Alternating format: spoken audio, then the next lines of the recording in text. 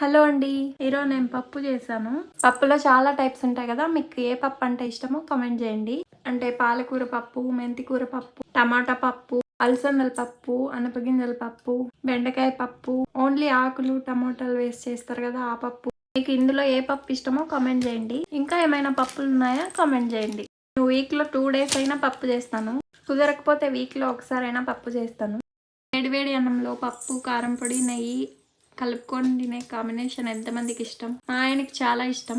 ఇప్పుడు చేస్తున్నది మెంతికూర పప్పు. ఇది కుక్కర్లో వేస్తే చాలా త్వరగా అయిపోతుంది. ఫస్ట్ కుక్కర్లో ఆయిల్ వేసుకొని పచ్చిమిర్చి వేగిన తర్వాత మెంతికూర వేసుకోవాలి. మెంతాకు వేగిన తర్వాత టొమాటో వేసుకోవాలి. తర్వాత కందిబ్యాళ్ళు, ఉప్పు, పసుపు, జీలకర్ర, మెంతులు, చింతపండు, కొత్తిమీర, తగినన్ని వాటర్ వేసుకోవాలి. కుక్కర్ కి లిడ్ పెట్టి 3 to 4 విజిల్స్ మీడియం ఫ్లేమ్ లో రావాలి. గ్యాస్ అంతా పోయిన తర్వాత పప్పు గిత్తితో రుద్దుకొని పోపు పెట్టుకుంటే